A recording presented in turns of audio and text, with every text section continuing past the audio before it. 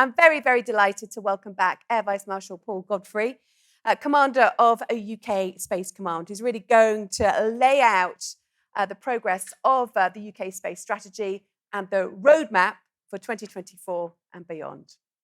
Brilliant. Thanks, Susanna. Ladies and gents, what a great day. It's official. Space is cool. Heidi told us that. And I'm not, despite 20% of you in the room wanting me to talk about it, I'm not going to talk about the aliens. You'll be glad or sad to hear.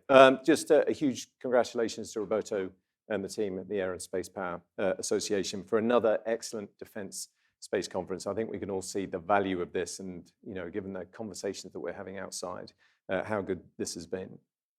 It is what has created the dialogue through the day, and I really did think those panels were fantastic, and thank you to Susanna for chairing them so well. It would have been carnage if I'd have been up there. It really has shown what an exciting time, we just heard that, it is to be in the space sector. And it is genuinely a real honor to be working around all of you. As John mentioned, we're kind of semi-professional at space. You guys are the professionals. To have you mentoring us, talking to us, telling us where we're going wrong is what it's all about today. Now, I think, I'm not going to get a thumbs up from anyone, but we're going to play the video that we played at the space conference for the first time, just so you can see a little bit of what we do.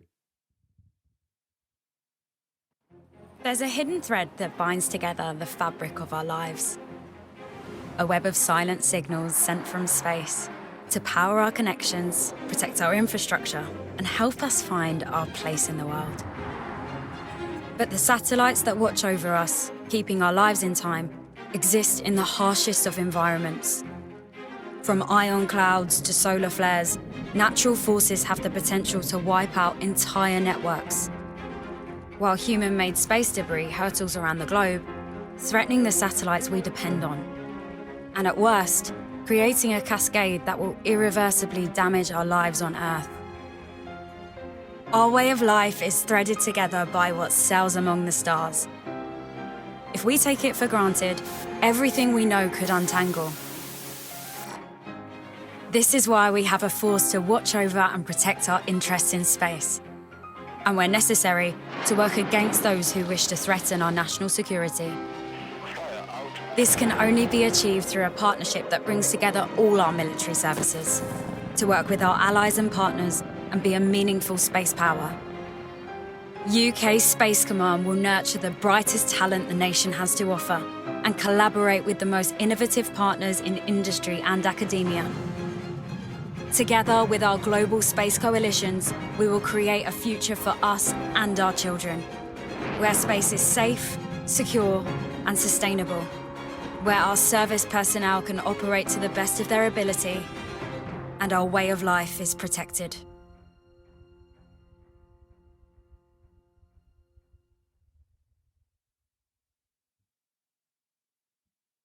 Formed to watch over and protect our interests in, from, and to space. But as we all know, and there's many people who've worked for a long time in defense, in the space domain, it's not new.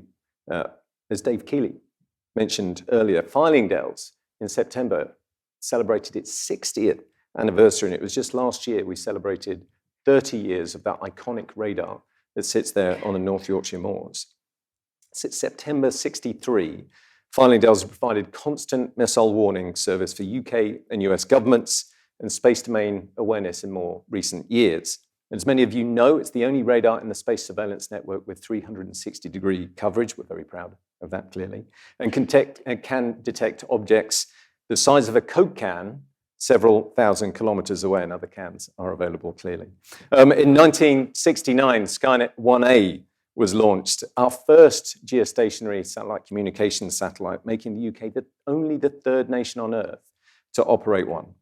Today, the MOD is procuring the Skynet 6 program, while Skynet 5, the most recent generation of the Skynet family, continues to provide hardened satellite communications to defence and other government departments and allies. The UK Space Operations Centre was established in 2008, an evolution of the UK's Missile Warning Centre. Today, it's also the operational level command and control unit for space, providing space support for UK military operations across all domains. And I'm hugely grateful for the outstanding UK Space Agency analysts who work in the UK Space Operations Centre, shoulder to shoulder with UK Space Command personnel, monitoring the safety of UK satellites and tracking orbital events. But it's safe to say that in recent years, there's been a seismic change in the role played by space within Allied defence. NATO declared space an operational domain in 2019, in December of 19, in recognition of the importance of space to the security and prosperity of the alliance. Earlier that year, the US Space Force was founded, the world's only independent space force. I know we've got a few Guardians in here today. No whooping? Okay. And that year, earlier in that year, US Combatant Command, US Space Command was formed after almost 20 years in abeyance. For us, it was the 6th of January, I remember it well, 2021, the Vice Chief of Defence signed the order for us to form UK Space Command, and we opened our doors just a few months later on the 1st of April. We've come a long way since then. Just 23 people worked for UK Space Command in April, and we grew quickly, taking responsibility for RAF Fylingdales and the UK Space Operations Centre for number 2 group in the Royal Air Force. As you just heard from John, workforce growth remains on track and is one of our key priorities. And I'm really proud of the fact that today, having started with 23, that we stand at 561 personnel. Our status as a joint command is central to our ethos, and I'm honoured to work alongside sailors from the Royal Navy, soldiers from the British Army, aviators from the Royal Air Force, alongside our brilliant civil servants, our reservists, and our contractors. And Sass mentioned the diversity of thought that the joint organisation brings. UK Space Command's greatest asset is its workforce, and we discussed in the earlier panel, diversity isn't a nice to have, it is a must have. And it was a proud moment for all of us when this year at the Royal International Air Tattoo, I signed the Women in Defence Charter, committing UK Space Command to be the very best at driving diversity and inclusion and providing fair opportunities for women to succeed at all levels. And we got loud and clear from the panel today that it's not just about gender diversity, it's about diversity across the board. And frankly, we need to do more, but it's a good start. And as John Hetherington just highlighted, we're working hard to grow the workforce even further. It's been a busy year for the UK Space Academy, and we're really proud of what they've achieved. You heard about the Foundational Space Awareness course offered online, the Ballistic Missile Early Warning System course that we've delivered to personnel at RAF Fylingdales, and you heard about September when we delivered the residential course at Harwell Space Campus, and it was brilliant to be able to be there and address the students, although most of them knew a lot more about space than we did, with Paul Bate, the CEO of the UK Space Agency. And with these important steps forward, and as John mentioned, the UK Space Academy declared initial operating capability in September, and just a couple of weeks ago at the UK Space Conference, that's where we announced that we'll be siting it at Shrivenham in Oxfordshire, in the building next door to the Cyber Academy. It'll allow us to train the professionals of the future alongside, and that was a question at the end there. John said exactly the right thing, in that it is about training industry, it is about training defence, it is about training academia and international partners as well. So all are welcome. The growth and upskilling of our people is vital as UK Space Command seeks to develop the cutting-edge capabilities and technologies we need. In July, we established the Joint Commercial Operations UK Cell. This is within the US-led JCO Global Cell. This comprises 3 regions spanning the planet in a follow-the-sun model. Each region, Pacific, Meridian, and Americas, provides 8 hours of coverage each, giving unclassified indications of orbital activity provided by the data of over 800 commercial space domain awareness sensors and analytical tools. The UK is now the regional coordinator of that Meridian Cell, which includes Brazil, France, Israel, Poland, Ukraine, and the NATO Space Centre at Ramstein. JCO UK are now issuing notice to space operators on a near daily basis, and crucially tracking over 700 high revisit rate targets or objects and building crucial pattern of life information. We can now call out our potential adversaries in the unclassified environment when they deviate from these norms. And as outlined in the national and defense space strategies, space domain awareness remains as one of our top priorities for space capability. Just over a week ago, I'm sure everyone in the room noticed, the Defense Secretaries of Australia, the United States, and the United Kingdom unveiled the Deep Space Advanced Radar Capability Program, or DARC. Under this program, 3 space radars will be built in Australia, the United Kingdom, and the USA, and provide 24/7 all-weather capabilities to characterize, track, and identify objects in a geostationary orbit 36,000 kilometers away. The first DARC site in Australia is already under build and is expected to be operational in 2026, with all 3 going live by the end of the decade. Cawdor Barracks, or RAF Brawdy as I knew it back in the day, in Pembrokeshire in Wales has been identified as the UK's preferred site for DARC, the final siting decision being conditional on the results of the ongoing comprehensive and funded by us environmental impact assessment and the subsequent town planning application. And at the Space Conference a few weeks ago, Paul Bate and I announced that the UK Space Agency and UK Space Command had awarded a contract to Spaceflux to build a new space sensor in Cyprus through Project Nix Alpha, a win for SMEs there, and Doug was talking about this earlier today. And Spaceflux will build, maintain, and operate the system, which will also monitor objects in geostationary orbit, with our primary focus being the protection of our Skynet satellites. And all of this has been supported by the recent procurement of commercial SDA data from Spaceflux and Raytheon, providing us information from low, medium, high, and geosynchronous orbits. On SDA, we're deepening our collaboration with the UK Space Agency, fulfilling the direction from the National Space Strategy for a joint civil and military approach to space, as we've discussed today. Crucial to this is program Asteria, the development of a joint National Space Operations Centre, the NSPOC, which will launch next year and coordinate civil and military SDA capabilities to enable operations and protect UK interests from space threats, risks, and hazards. The software backbone of the NSPOC is being delivered through Project Borealis, which is currently out for pre-qualification questionnaire.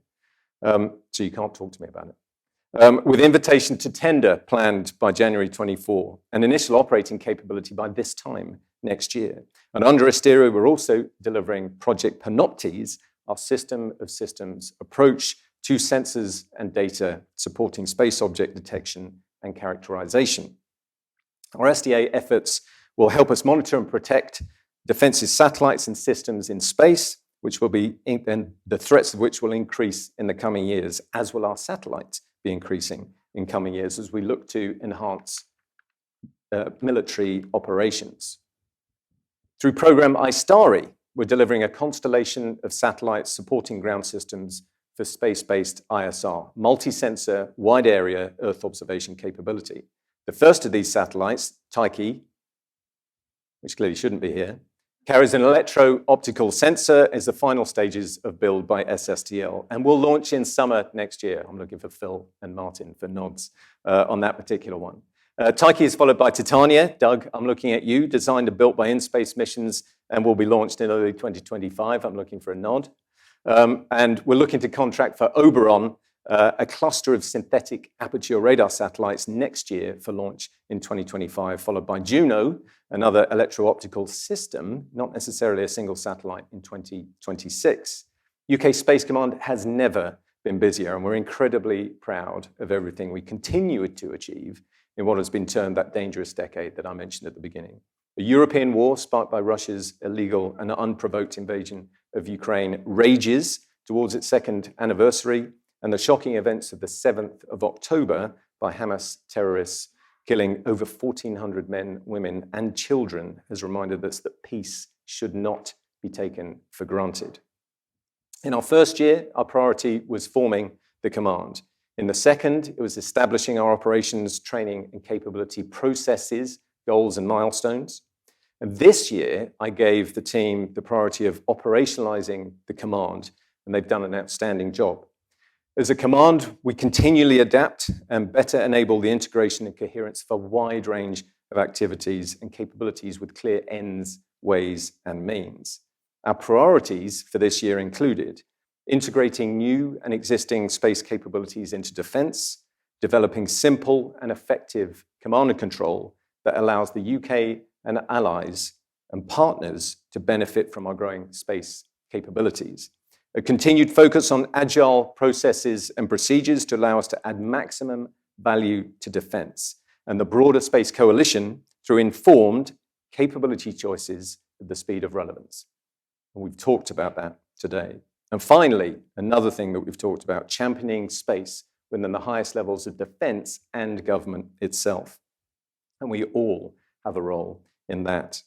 And in recognition of the growing importance of space and the outstanding contribution of our personnel, I'm proud to be able to announce that we will be awarding squadron status to 2 of our operational units.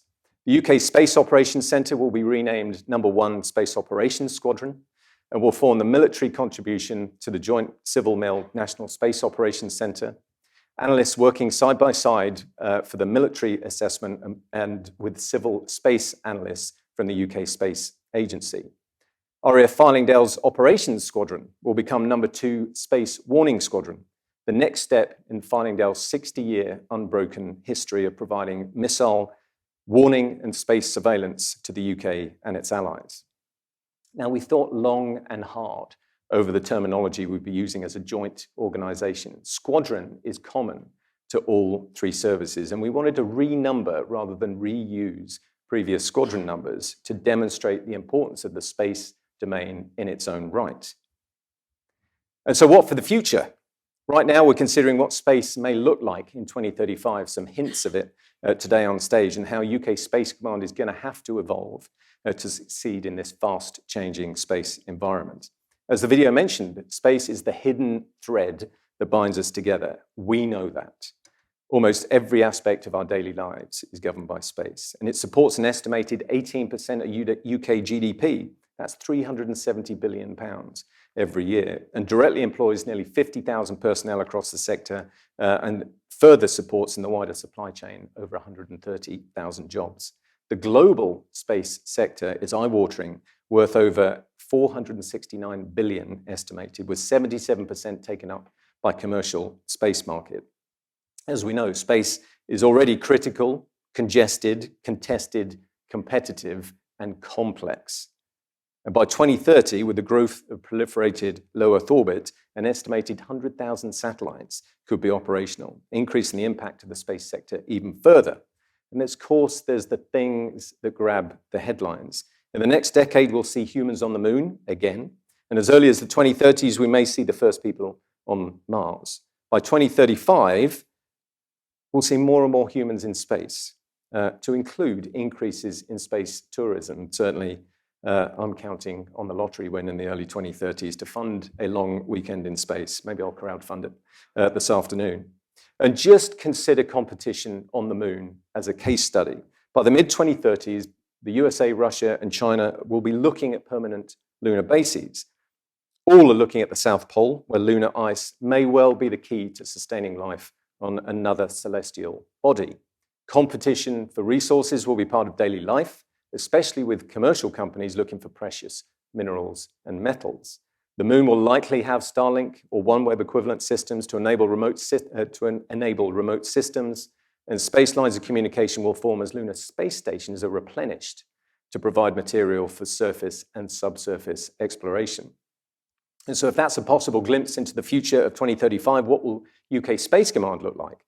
Well, as we've heard, it's almost there right now, but our UK Space Academy will be established training provider, providing space training and education to defence, wider government, industry, academia, and international partners. It will be providing trained personnel to operate UK Space Command's advanced capabilities as part of a cross-defence space profession. In 10 years' time, ISTARI will be providing assured and resilient multi-sensor ISR capability, both Earth observation and space domain awareness, with supporting digital architecture for tasking, processing, exploitation, and dissemination, and will be expanding through second and third generation satellites using agile procurement procedures that allow us to field the very latest technology through a mix of our own collaborate and access strategy. Our SDA strategy will have matured through the JCO Global Program. The National Space Operations Center will have been firmly established, and data will be fused at a central point to provide both an unclassified and classified common operating picture for a wide range of civil and defense partners around the world.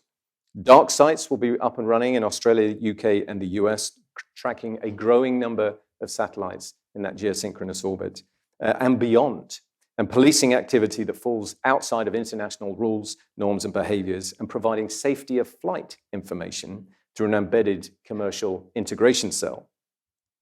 And with the exponentially increasing satellites in orbit, access to launch has to become critical to national ambitions. Orbital launch is outlined as a key civil and defence priority. And in the National Space Strategy and through the proposed spaceports in Scotland and Wales, by 2035, UK Space Command will have freedom of action with assured and timely access to launch to ensure our assets can reach orbit when we require it. The increase in potential threat systems to both UK and allied space capabilities mean that the protect and defend need will be stronger than ever. UK Space Command space systems will include enhanced protection in the ground, link, and orbital regimes, and our ever-expanding space control capabilities will allow us operational independence and freedom of access to space, deterring hostile acts from disruptive adversaries. Resilient and flexible command and control linked across multiple allies and partners will underpin everything that we do. And finally, I would like to think by 2035 that we'll have direct communications access to nations such as Russia, China, North Korea, and Iran to ensure the safety of an increasingly congested space domain and reduce the potential of miscalculation in this complex environment that Juliana actually mentioned at the beginning of today. Clearly, one thing won't change in the next 10 years, and that's the necessity for all of us to work together to successfully operate in space. The relationships we make and maintain at events like this, especially face-to-face, will be the difference between our success and our failure. We already have a date in the diary for next year's Defence Space Conference, the 24th and 25th of September. Write it down now, I'm watching. And I hope you will all be back to see how far we've come and how the security context is shaping our plans for the future. So, thank you for listening. Thank you for being here. Thank you for engaging. It's only by coming together and having this conversation that we can make space safe, secure, and sustainable for all generations. Thank you.